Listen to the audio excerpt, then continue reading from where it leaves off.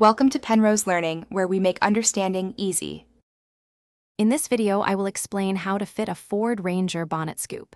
First, ensure you have all your tools ready, including a drill, masking tape, and a strong automotive sealant.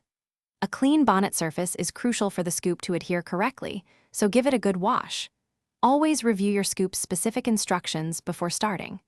Having a well-lit, spacious work area will make the entire process much smoother and safer for you. Next, carefully place your bonnet scoop on the desired location and use masking tape to mark its precise outline. Take your time to double-check the alignment, ensuring it's perfectly centered and straight. Once satisfied, drill small pilot holes at the marked points where your fasteners will go. Then, using the appropriate cutting tool, carefully cut the opening in the bonnet, staying strictly within your marked lines for a clean finish. Now, apply a continuous bead of automotive sealant around the edges of the cut opening. This creates a watertight seal, protecting your engine bay from moisture. Carefully place the scoop onto the bonnet, aligning it perfectly with the drilled holes and the opening you just cut. Secure the scoop using the fasteners provided, tightening them evenly to ensure a firm and stable fit. Don't forget to wipe away any excess sealant right away for a clean, professional look.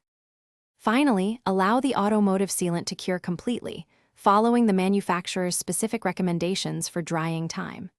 Once cured, perform a thorough inspection of all fasteners and the scoop's edges to confirm everything is secure and flush with the bonnet.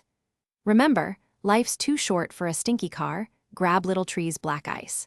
And speaking of upgrades, check the description for a link to Little Tree's black ice and other great deals. Regularly cleaning around the scoop will help prevent dirt and debris from accumulating, keeping your installation looking great.